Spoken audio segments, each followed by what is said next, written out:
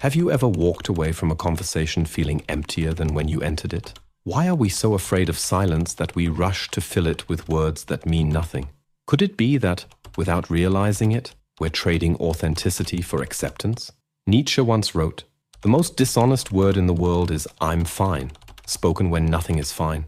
With that phrase, he exposed what many of us feel, but rarely have the courage to admit. We're surrounded by interactions that keep us on the surface. We go through social rituals like actors in a play we know by heart, but no longer believe in. Picture this. You run into someone you know and out of habit ask, "Hey, how's it going?" Without really caring about the answer. They respond, "All good," even if they're falling apart inside. You both smile, exchange small talk about the weather, and move on, satisfied that the script was followed. But something inside you remained untouched, something longing for more. Nietzsche understood this. He didn't avoid small talk out of arrogance, but because he saw that time is far too precious to waste on things that don't transform us. In a letter written in 1879, he said, "I'm tired of these empty exchanges where mouths move, but souls remain silent." That was more than 140 years ago.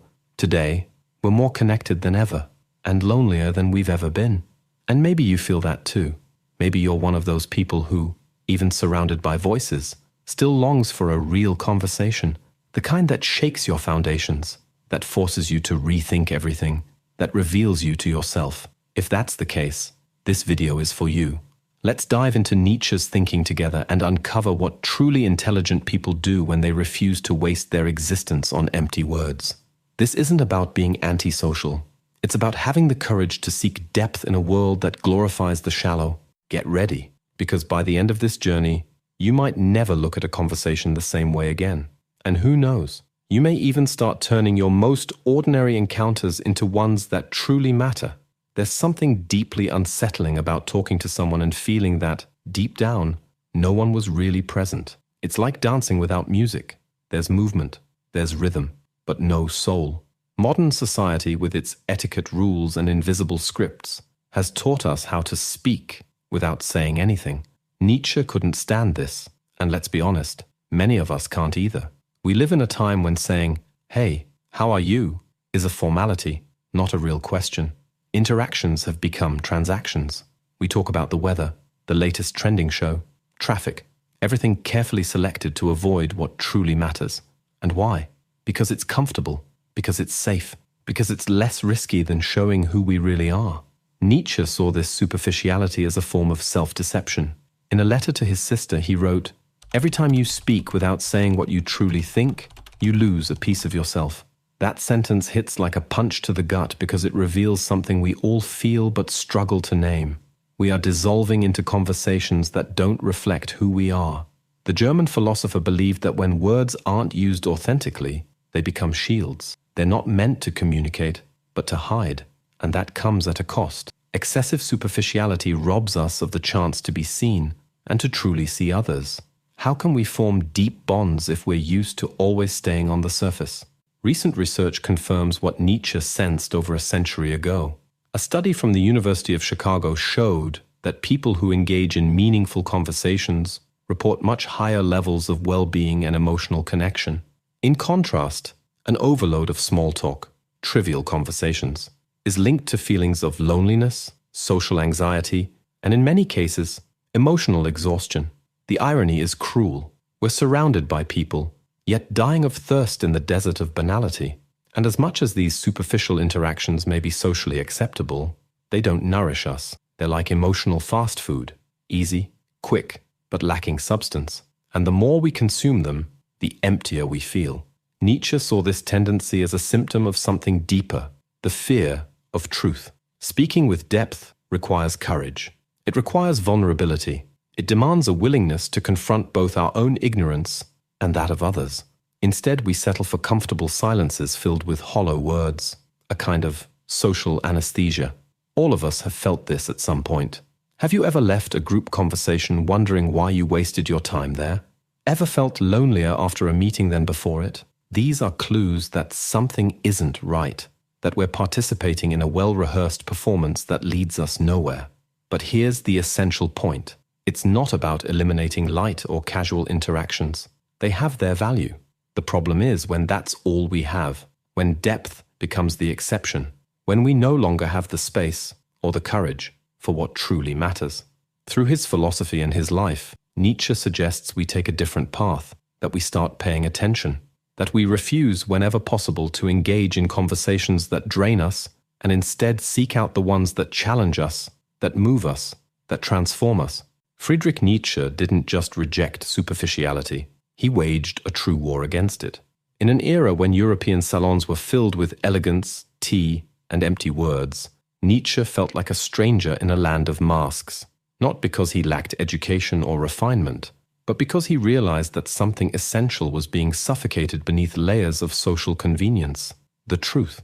In 1869, Nietzsche wrote to his sister Elizabeth, "I don't have time for carefully constructed lies disguised as good manners. When someone asks me how I'm doing, they'd better be ready to hear the truth." Statements like this caused shock, discomfort, and inevitably distance. He knew it, and he accepted the cost. While most people saw politeness as a bridge for coexistence, Nietzsche saw it as a wall separating souls. He noticed that the more people tried to appear pleasant, the less they said what they truly thought. Superficiality wasn't just a cultural trait, it was an escape, a hidden fear of revealing oneself. Nietzsche identified this as a silent disease that corrupted authenticity. He saw intelligent people, thinkers, artists, academics, diminishing themselves to fit into conversations shaped by what was socially acceptable. To him, that was a betrayal of one's own intelligence, a waste of human potential. One of the most symbolic moments of this rebellion happened during a dinner where a group was animatedly discussing the weather. Nietzsche, growing impatient, stood up and left, not out of rudeness, but out of conviction. Every minute spent on trivial conversations was, to him, a minute lost from real life. His decision scandalized those present, but it was consistent with his philosophy. What doesn't elevate us, diminishes us. More than a philosopher, Nietzsche was a provoker of consciousness, and his provocations weren't limited to books. During his time as a professor in Basel, he had a habit of inviting students on philosophical walks through the Swiss countryside. These were intense outings, where deep questions were launched like arrows. One student recalled, "He asked things that made me doubt even the certainties I had never questioned before." For Nietzsche, a real conversation needed to provoke. It needed to disturb. It had to touch what is most intimate in us, our beliefs, our contradictions, our fears. The silence between the words was just as important as the words themselves, because only in the space of discomfort do transformations arise. This perspective may seem radical, and in fact, it is. But perhaps that's exactly the point. In a society addicted to being pleasant, those who dare to speak the truth come across as offensive. Nietzsche didn't just want to speak. He wanted to wake people up. He wanted to shake them out of the anesthesia of everyday life. But don't think he advocated brutality or a lack of sensitivity. Nietzsche understood that not every moment calls for depth. He himself acknowledged in his later writings that there is wisdom in knowing when to remain silent and when to dive deep. The problem is that most of us never dive. We stay eternally at the edge of the pool, afraid of the depth, and afraid of who we might find down there. Nietzsche saw this fear as one of the great obstacles to human growth, because there's no way to evolve without confrontation, and there is no true confrontation without authentic dialogue. That's why he made conversation a philosophical tool, a space for confrontation, not destructive, but revealing. His relationship with Richard Wagner is a clear example of this. At their first meeting, instead of exchanging small talk, they launched into a 4-hour conversation about Schopenhauer and the concept of will. Wagner wrote, "I've never met someone so young who went straight to the heart of everything." That was Nietzsche, a hunter of depth. In times of networking and strategic conversations, his attitude sounds like a voice out of tune. But maybe that's exactly why it strikes us so deeply. Because deep down, we all know we're starving for truth. And Nietzsche, with his quiet rebellion, invites us to stop pretending we're full. Rejecting small talk is not about isolation. It's about making a choice to live less on autopilot and more in what truly matters. And that choice begins when we stop accepting emptiness as normal and start courageously seeking what can genuinely transform us. It's not that intelligent people hate conversation. On the contrary, they love it. But not just any conversation.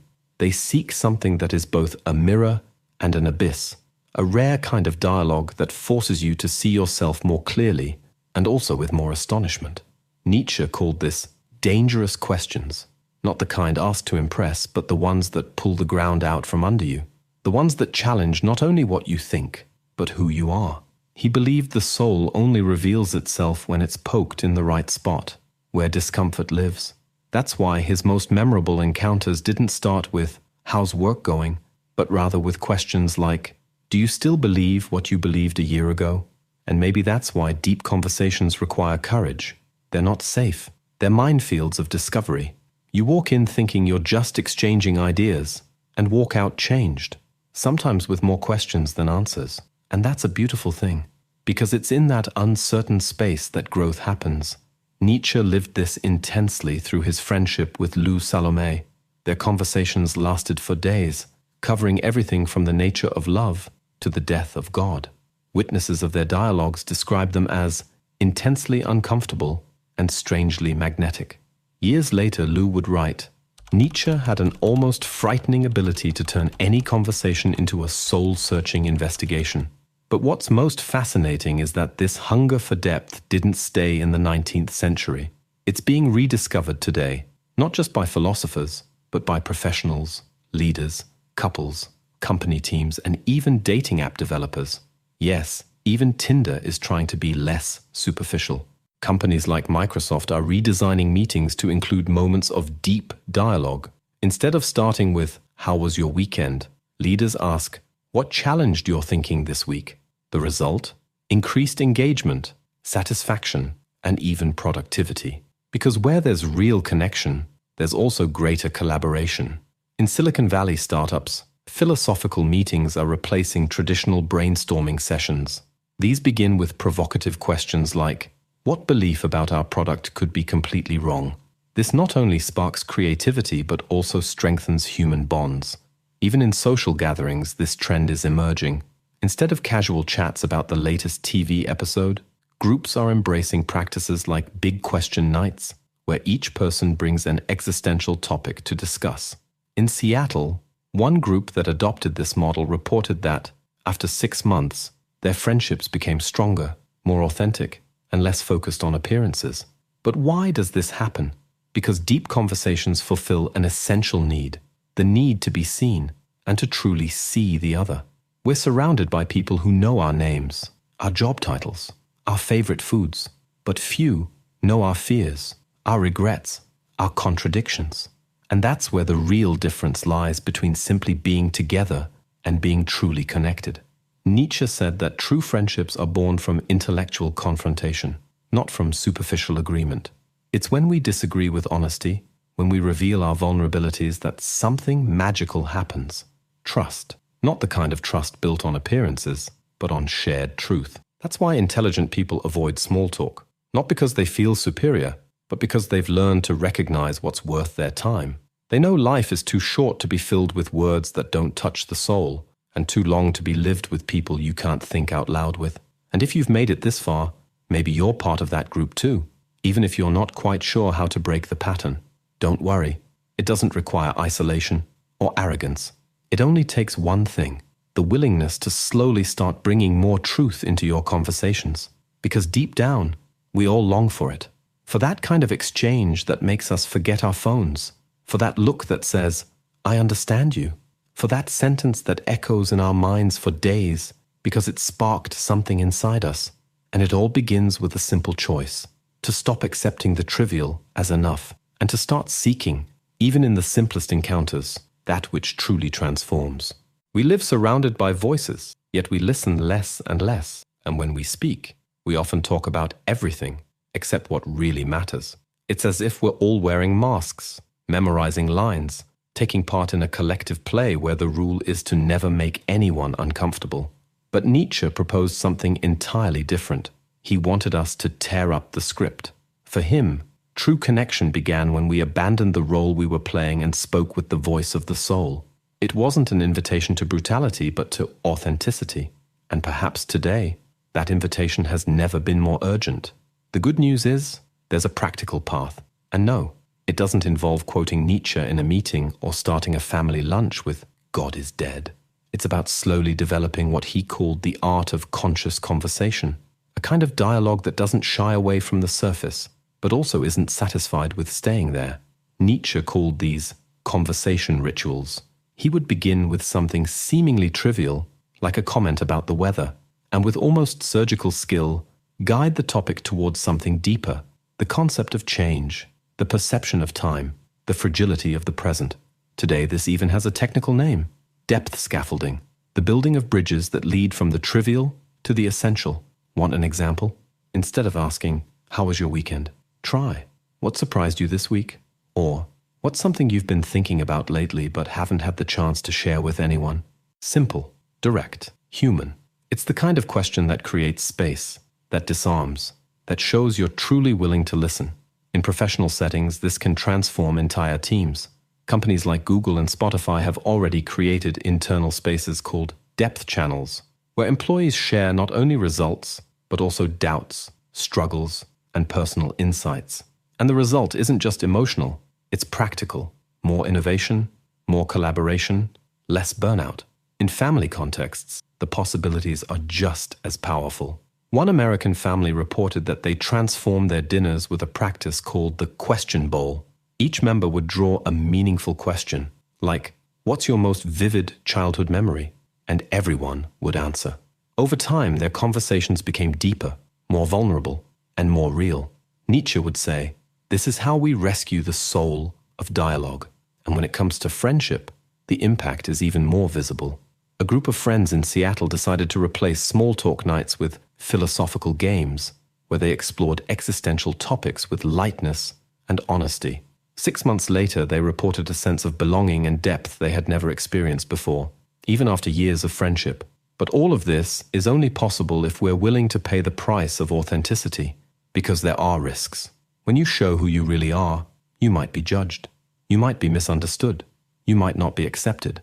And Nietzsche knew that. He wrote, "He who dares to be deep must accept being alone." But he also said that this initial loneliness is the prelude to true connection. Because once the pattern is broken, once someone dares to say something real, it's like a spark that ignites courage in the other person. Have you ever experienced that? That moment when someone was honest, and you, almost without realizing it, were honest too? That's the power of authentic conversation. It frees. It's contagious. It invites transformation. And the most beautiful part is that it doesn't require us to be Nietzsche or to be able to quote Kant or Plato. It only requires presence, looking someone in the eye, listening with genuine interest, asking questions that truly matter to us, and having patience with silence, because sometimes that's where the truth shows up. So in a world obsessed with appearances, maybe the greatest act of rebellion is allowing ourselves to simply be. And maybe, just maybe, that's how we truly find each other again. If you made it this far, I want to tell you something very personal and very honest. Thank you. Not just for watching, but for allowing this conversation to truly happen. A few years ago, I was at a party. Loud music, people smiling, glasses clinking. And in the middle of all that socially expected chaos, I found myself standing next to an acquaintance. We went through the usual ritual. "Hey, all good?" "All good." And we just stood there, each of us staring at some random point, trying to look comfortable in the silence forming between us, until, without really thinking, I asked, "Are you truly happy?" He froze, then laughed, kind of awkwardly, and then he answered. For the first time that night, someone said something that wasn't about the weather or the barbecue, and for half an hour, in that corner of the balcony, we didn't run from who we were. That's when I understood, in practice, what Nietzsche screamed so silently in his writings, that truth needs space, that real connection is born when we dare to cut through the noise, and that simple questions, asked with soul, can open doors we didn't even know existed.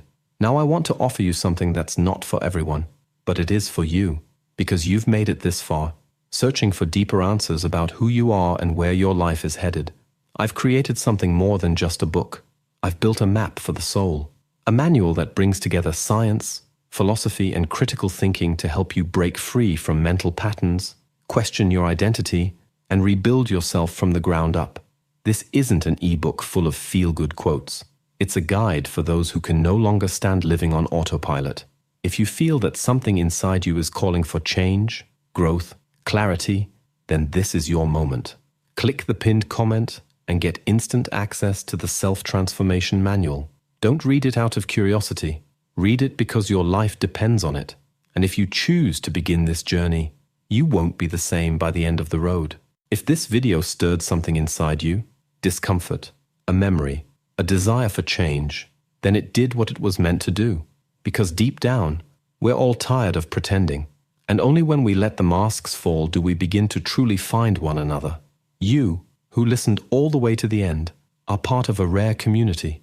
People who still value thought, depth, and silence filled with meaning. And for that, from the bottom of my heart, thank you. Thank you for letting this conversation be more than just content, for letting it be a real encounter. If this video made you see that elevator chat a little differently, or made you rethink that automatic "I'm fine," then you already know. Here, we don't live on the surface. So if you're into diving into ideas that challenge more than comfort, and precisely because of that, set you free, go ahead and like this video. Leave a comment below. What's the deepest conversation you've ever had? Or maybe, what's something you've always wanted to ask someone but never had the courage to? Oh, and if you haven't subscribed yet, seriously, are you really waiting for a small talk about the weather? Hit that button, because here we're not afraid of silence. We just can't stand emptiness. And now, there are 2 videos popping up on the screen. One of them will make you question what you call freedom. The other, well, maybe you'll realize your ideas were never really yours to begin with. Good luck choosing or watching both. See you next time.